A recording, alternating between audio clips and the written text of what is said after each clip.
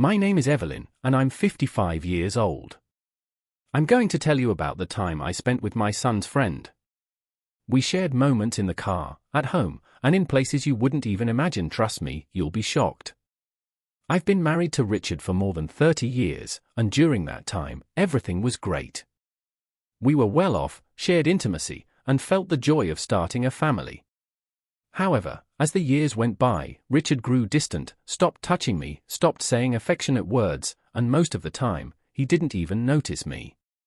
I felt like a ghost in my own home at times, and the only thing that kept me going was my son, Ethan, whose enthusiasm and joy kept me going.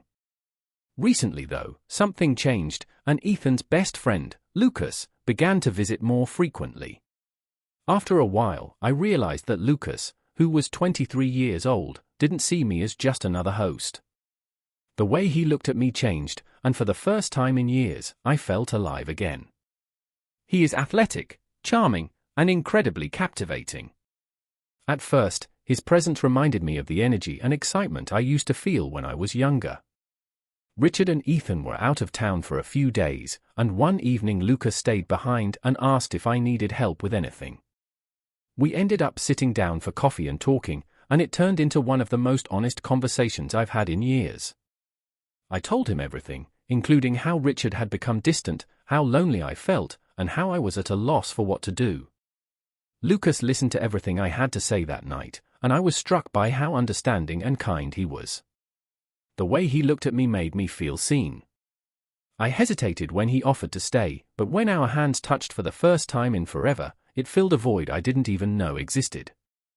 That night, Lucas and I spoke for hours, and I opened up to him completely, telling him about the passion and emptiness in my life that I hadn't felt since I was young. The way Lucas listened, the respect and care in his eyes, moved me deeply. He wasn't just a listener, he felt like a friend. But there was a pull between us that went beyond friendship. Lucas slept on the couch that night, and I went to my bedroom. But when I closed my eyes, all I could see was his face. The next morning, as I was making breakfast, Lucas appeared in the kitchen with a warm smile. He said, "Good morning, Evelyn. That smells amazing." As I smiled back, I realized my heart was racing faster than it had in years. For the next few days, Lucas kept stopping by. He knew I was alone until Ethan and Richard returned, so he stayed around to keep me company and help out. But with each passing day, the distance between us grew smaller. One afternoon, as we sat in the backyard drinking tea, Lucas said, "Evelyn, you know I'm really drawn to you, don't you?" I was surprised, but I also felt a rush of excitement. I didn't know what to say, so I just slipped down. Then Lucas reached for my hand and whispered, "You're an incredible woman, and I need you to know that." That moment was a turning point. With a burst of courage, I didn't pull my hand away. I stopped worrying about whether it was right or wrong, and after I followed my heart, our connection evolved into something much more than friendship.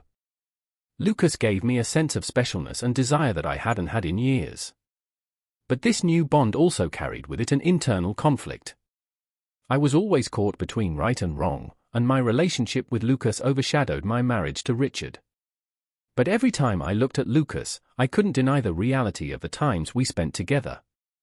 One day, Lucas and I went on a little out-of-town trip, and as we strolled along the beach, it felt like an escape to me. My eyes welled up with tears as Lucas grabbed my hand and whispered, "When I'm with you, nothing else matters. It's just us." His words brought back memories of how love and care could cure a person, and this was just the beginning. The time I spent with Lucas that day at the beach outside the city was unforgettable. The light breeze, the soothing sound of the ocean, and the connection between us all felt like I was dreaming. But it was time to head back. As we got in the car and started driving home, I felt a strange sense of calm mixed with excitement. The bond between Lucas and I grew stronger every day, but I was also getting more and more afraid of what would happen if Ethan found out and Richard began to suspect something. At this confusing point in my life, I wasn't sure what to do. I was in the passenger seat as Lucas drove, and the vehicle was filled with soothing music that complemented our calm journey.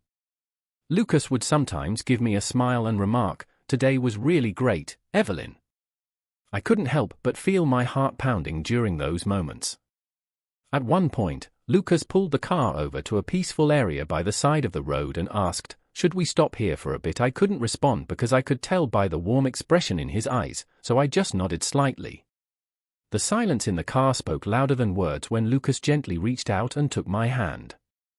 All of my thoughts were scattered, and the closeness we shared was difficult to describe. Without rush, everything that happened in those moments flowed naturally, and Lucas was gentle and understanding with every move he made. There was a connection between us that I'd never felt before. It wasn't just physical, it was something deeper.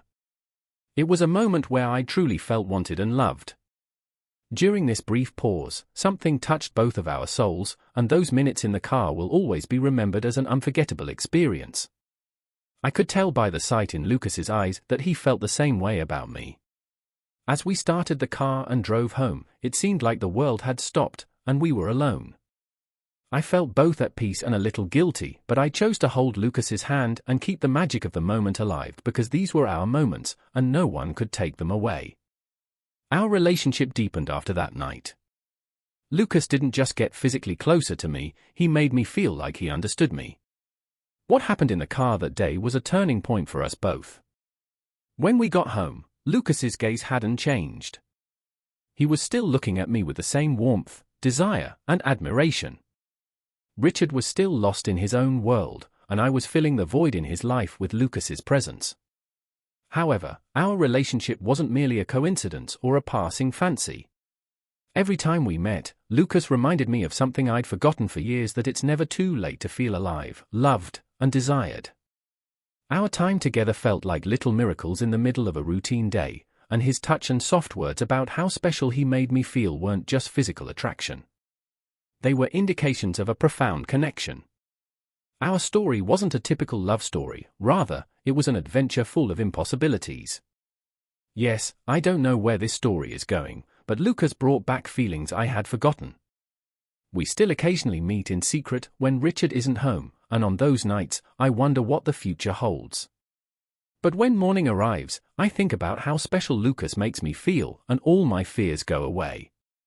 Maybe I'm not doing the right thing, but for the first time in a long time, I feel like I'm truly alive. In the end, we all live for the feelings we have, and Lucas showed me just how powerful those feelings can be.